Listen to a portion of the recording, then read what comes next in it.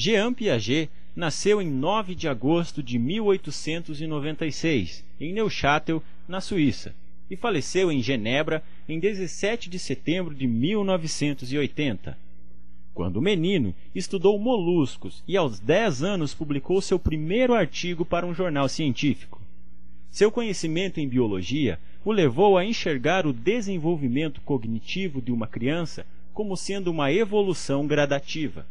Em 1921, passa a dirigir o Instituto Jean-Jacques Rousseau, em Genebra, onde em suas pesquisas descobriu que o aprendizado era um processo gradual, no qual a criança vai se capacitando em níveis cada vez mais complexos do conhecimento, seguindo uma sequência lógica. Em 1923, Piaget casa-se com Valentine Châtenay, com quem teve 3 filhos, Jacqueline, Lucienne e Lauré. Com o nascimento de sua primeira filha, opta por observar crianças em contextos como escolas e parques, realizando pesquisa empírica com suas filhas. Piaget desenvolve o método clínico piagetiano. Com sua teoria, pressupõe que os seres humanos passam por uma série de mudanças ordenadas e previsíveis, as quais denomina estágios e períodos do desenvolvimento.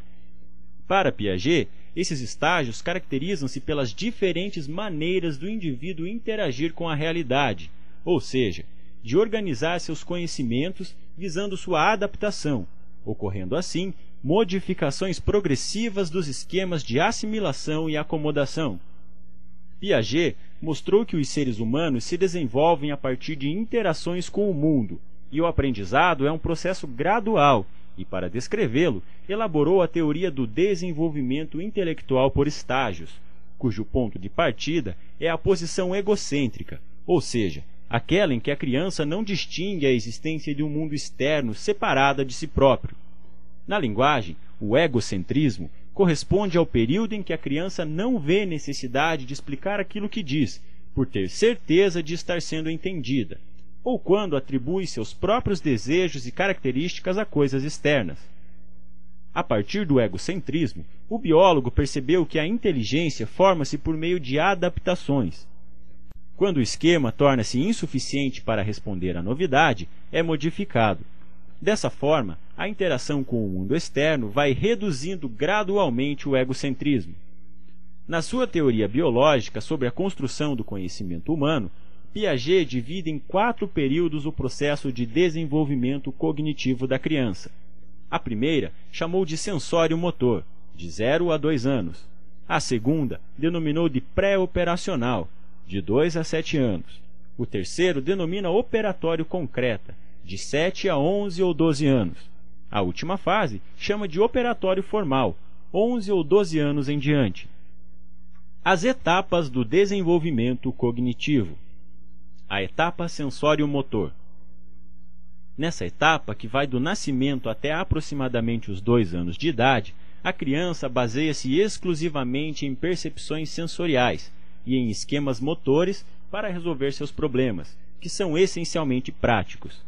Embora a criança já tenha uma conduta inteligente, considera-se que ela ainda não possui pensamento, pois nessa idade não dispõe da capacidade de representar eventos, de evocar o passado e de referir-se ao futuro. Os esquemas sensório-motores são construídos a partir de reflexos inatos usados pelo bebê para lidar com o ambiente. A partir da construção de esquemas pela transformação da sua atividade sobre o meio, a criança vai construindo e organizando noções. Nesse mesmo período, as concepções de espaço, tempo e causalidade começam a ser construídas, possibilitando à criança novas formas de ação prática para lidar com o meio.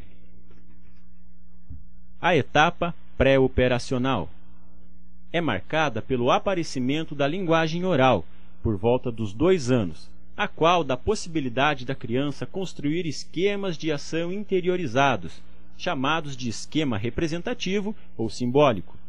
Nessa fase, a criança pode substituir objeto, ações, situações e pessoas por símbolos, que são as palavras. O pensamento pré-operatório recebe também o nome de pensamento egocêntrico, que é um pensamento não flexível, tem como ponto de referência a própria criança. Outras características do pensamento dessa etapa é o animismo, que é a atribuição de sentimentos e intenções às coisas e animais. A percepção imediata, em que a criança tem dificuldades em considerar iguais duas filas compostas com o mesmo número de elementos, porém dispostos em distâncias diferentes. As ações no período pré-operatório, embora internalizadas, não são ainda reversíveis. A criança ainda não é capaz de perceber que é possível retornar mentalmente ao ponto de partida. A etapa operatório concreta. É por volta dos 7 anos de idade que o pensamento lógico e objetivo adquire preponderância. Ao longo dela, as ações interiorizadas vão se tornando cada vez mais reversíveis e, portanto, móveis e flexíveis. O pensamento torna-se menos egocêntrico e a criança é capaz de construir um conhecimento mais compatível com o mundo que a rodeia. O real e o fantástico não mais se misturarão em sua percepção. A etapa operatória formal.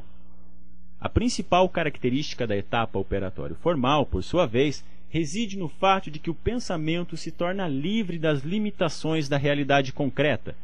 Nessa etapa, a partir dos 12 anos de idade, a criança se torna capaz de raciocinar logicamente, ocorrendo a libertação do pensamento das amarras do mundo concreto, permitindo ao adolescente pensar e trabalhar não só com a realidade concreta, mas também com a realidade possível.